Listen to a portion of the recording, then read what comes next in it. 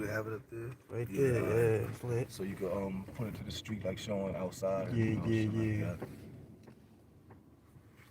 I mean, well, niggas is Newport right now. You talking to the chick on Newport. You know what I mean? That's So what's good? What's good? What's good? Street stories. ain't shit. We here with Money Mell. What's good? What's going About to on? get into these street stories. Yeah, Other tell you day, about a little thing I know. I did, Brownsville, the most dangerous corners in Brownsville, part one. But now, Brownsville is big. It ain't too big, but it's big. So let's get to another part of Brownsville, up the hill, Brownsville, home of Smooth the Hustler, Trigger the Gambler, MOP. MOP, and many more greats. We got Money Mell, who actually from up the hill, Brownsville. Right. What's good? What's going on, man? So, Money Mell, What's up? tell me, what year did you land up the hill, Brownsville? What year did you begin living there? I landed. How old? I landed there at 2, like 83, 84. 83, 84. 83, 84. And you have a compelling story. Would you like to share your story, or Yeah. No doubt we could. so We could tell share the them story. from birth, your story from birth.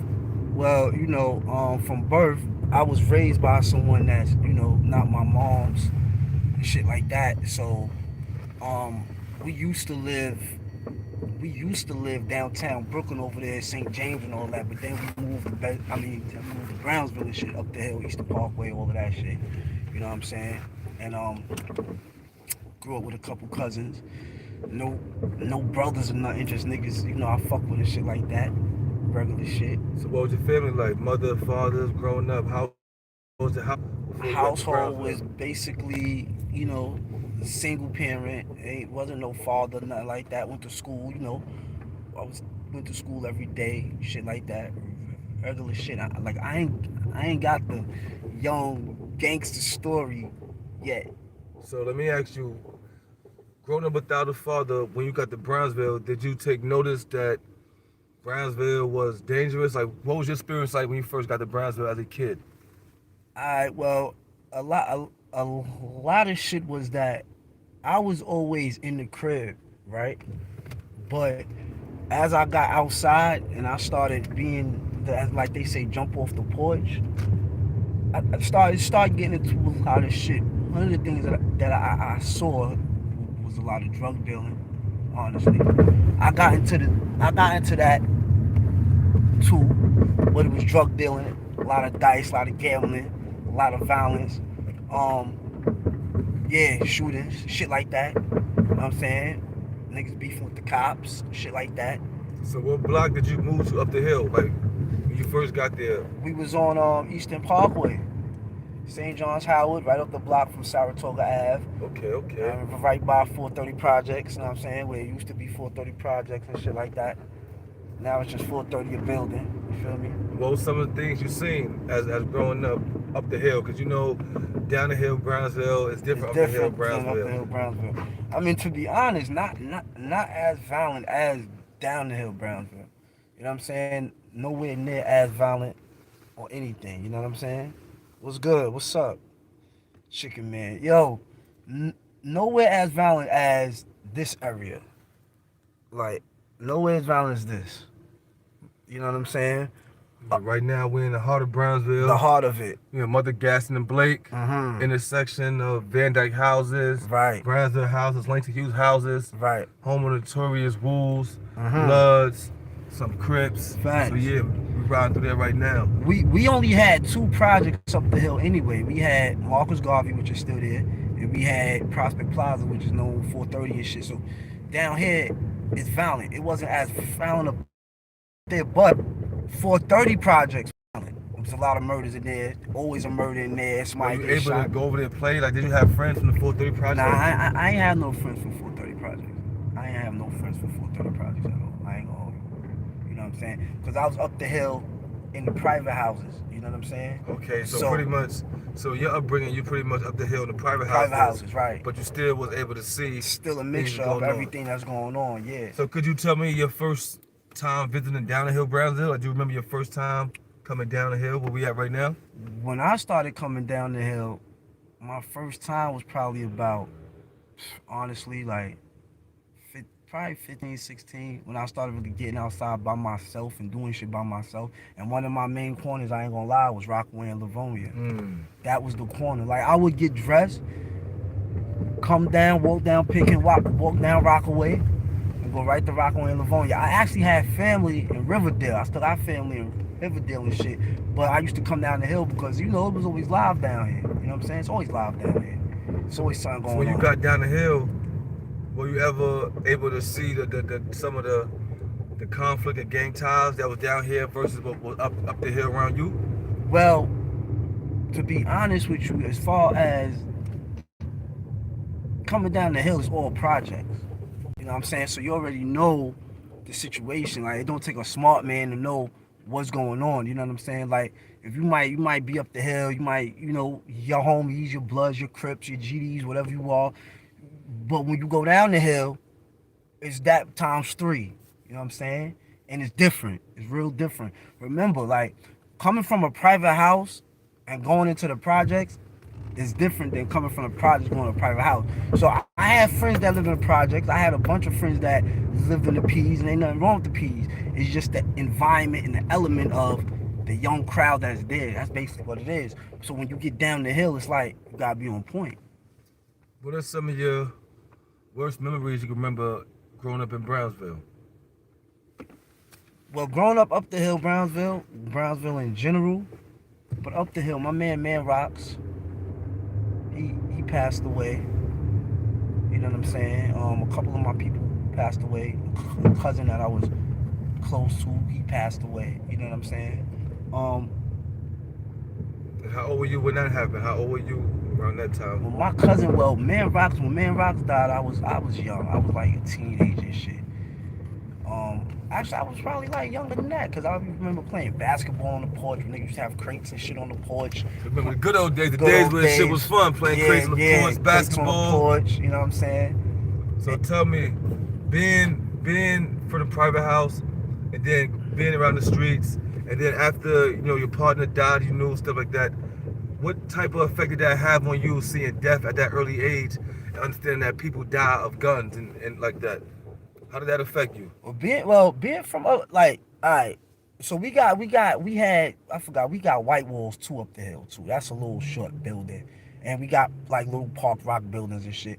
I ain't gonna chuck, like, up the hill is you gonna get a couple of violent incidents. You know what I'm saying? Not like down the hill, not like probably Mother Gaston and Sutter. You're gonna get a couple of violent incidents, but I didn't really get too much murders up the hill, like niggas I was close to. Like, as I got older and started really being outside, then a couple of my niggas started getting murdered and shit like that. But up the hill is still and was violent, you know what I'm saying? So how do you Howard Avenue, Sterling, shit like that, like, you know what I'm saying? How do you cope with death after it happened so many times? How do you cope with death? That's a good question, because I had a lot of family members that died, and when I go to, don't take this the wrong way, but I probably go to a nigga funeral, I won't cry. It's happened so much. Like the last funeral that I went to, my man Q got killed right here on Mother Gaston and shit, and I couldn't cry. My aunt died, I couldn't cry. Like, it's regular now, you know what I'm saying? Like, it's regular now. And it's more regular because everybody getting shot, everybody getting killed, and it's not even really so much who the toughest nigga. Like, it's just happening. You know what I'm saying? Like, huh? Now, finish speaking again. Like he said, the home of the Wolves and the Choles and shit like that. And we got the Bloods and the Crips, but now it's going back to the Wolves and the Choles.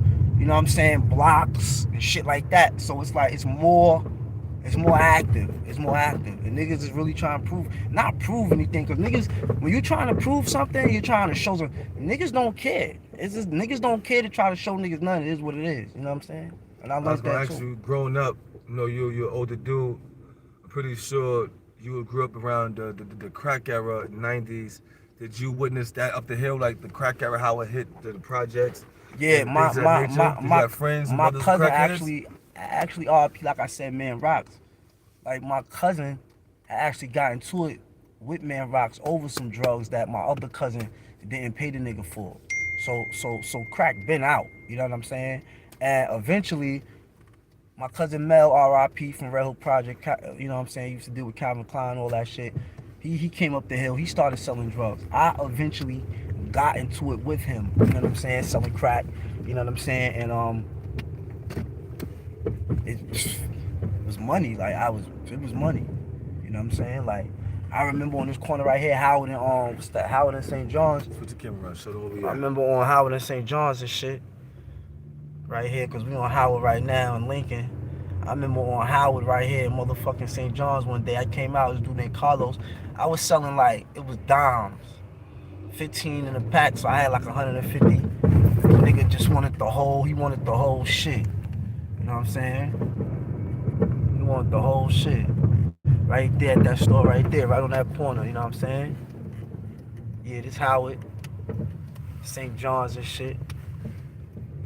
So let me ask you, during your time selling drugs, did you ever understand the ramifications of you selling crack to your people? Like, do you ever think about that after or during? Like, damn, Nah. I'm selling these ladies crack, these niggas' uncles and moms crack. Nah, it's funny you say that. Lady, shout to Poochie, you know what I'm saying? She's my homie, you know what I'm saying? And she was somebody who used to help me and shit, you know what I'm saying? Sometimes she would indulge and shit like that. But that, and you say that because that was an older lady, like, you know what I'm saying? I wasn't looking at that. I was looking at, around this time was when State Property was out, and I'll never forget because I bought me a pair of them camouflage State Property sneakers, Of crack money. Off crack money, $50. That was 50. I was making 50 off 100 packs, so. So you telling me back in the day somebody give you 50-50? No. They was giving me, my cousin was giving me 50. Out of 150, he was giving me 50. Okay, he was gonna okay, yeah. Everybody, nah, you can't get that now. Nah, so boom, that's what was going on, and I went and bought me them sneakers and shit. But that shit was, man, it was lit. I almost got caught one time. The DTs ran me down on St. John's. You sold to undercover? They just knew that area was like ridiculous. Like, so where we at now? What's the area you call us right now? Put the camera. Let's this area right here. We We still up the hill. We right here up the hill. What's this, Park? Yeah, this Park Place. This white walls right here. You know what I'm saying? This white wall right here. This white walls. It used to be white. You know what I'm saying? Okay. It's where. Shout out to the white wall troublemakers back in the '90s and shit. RP Man Rock, shit like that. You know what I'm saying? This wasn't here before. None of this shit was here before. These are new apartments. These no projects. These were like Prospect Plaza. Prospect Plaza, right? Yeah. You know what I'm saying? Like, that's what this was. 430 was over there and shit. If you drive down, you still got the school. You got the school, but you don't got the building no more. You know what I'm saying? The projects and shit, 430. You know what I mean? So up here, this way it all went down there. So MOP and them was up MOP here. was up here. Like, this is where they was at, Prospect right here. Plaza Prospect Plaza. This is their hood. This is what they did up here. This is the school. The project used to be here, but it was up. Like, it was here, 430. It's still 430, but it's not a project no more. It's like a apartment now. That shit was high in the sky. You know what I mean? So one night over here, almost got shot. RP my man Kev right here. Yeah, my man Kev right here. We pulled up here. It was Halloween, October 31st. Went to the store. I came back out.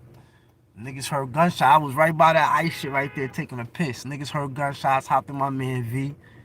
Came back around the corner, and the nigga was laying on the ground. Now, speaking of that.